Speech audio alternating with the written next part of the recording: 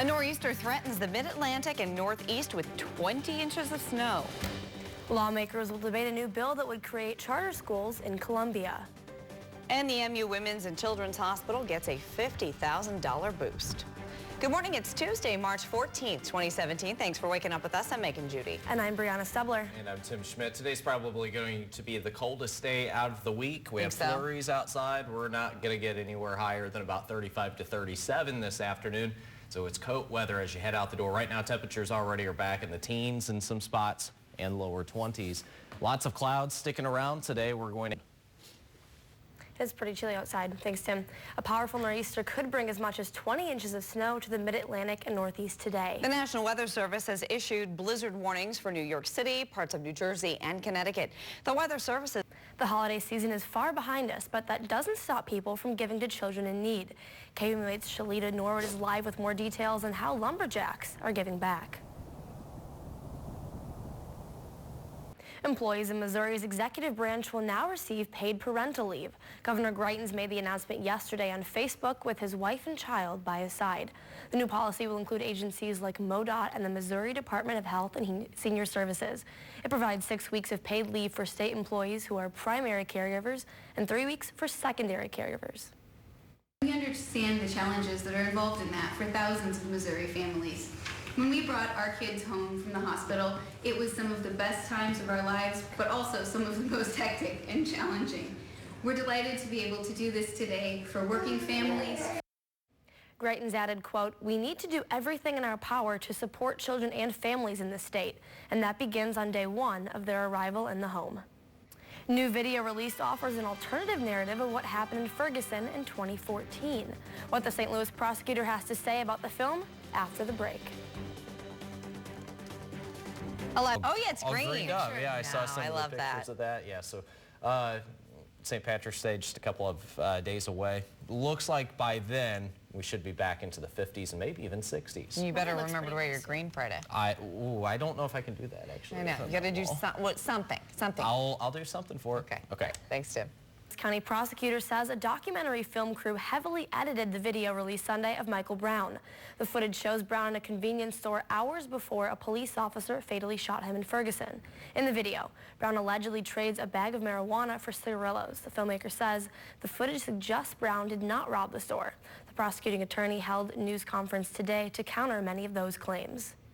I was clearly an attempt to distort this and to turn it into something it isn't, you know, to get back to another big lie.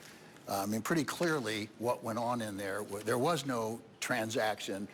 There was certainly an attempt to barter for these goods, but the store employees had no involvement at all in that. The prosecutor added that the encounter in the store has no effect on the shooting. The filmmaker denies the video was edited in a deceptive way. After finding their missing daughter's car in the Missouri River, Brian and Liz Anderson of Kansas City are now planning their daughter's funeral.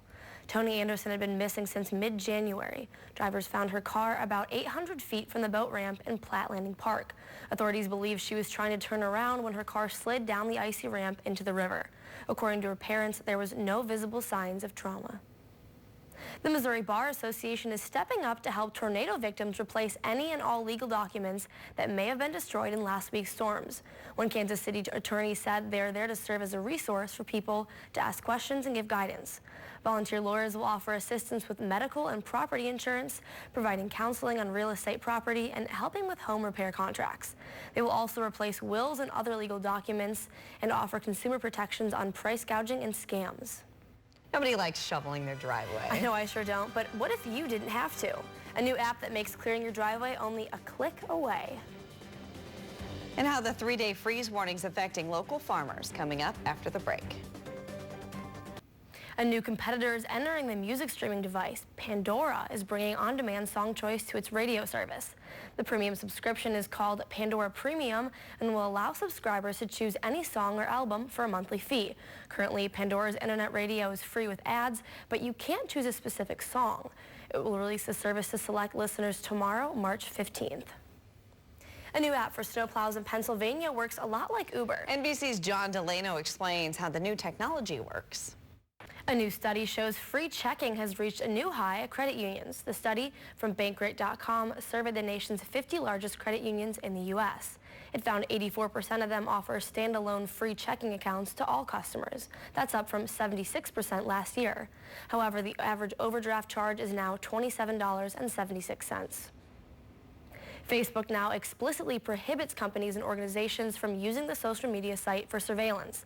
The change comes after the ACLU found social media monitoring companies sold their services to law enforcement. That in turn targeted individuals through Twitter, Facebook, and Instagram.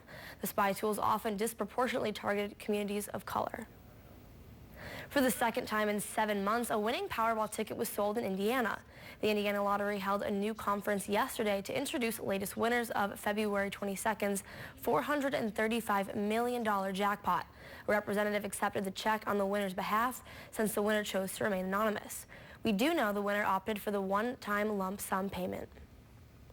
The National Weather Service issued a 3-day freeze warning for parts of eastern Missouri, bringing temperatures into the teens. This could affect crops like peaches and grapes here in mid-Missouri. KOMU 8's Daniel Litwin spoke to local farmers to learn how devastating this freeze could be.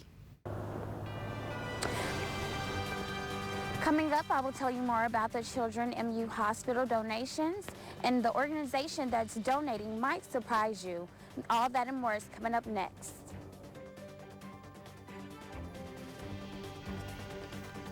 And it is 4:56 on your Tuesday morning. That's a live look out over Columbia. Thanks for waking up with KOMU 8 News.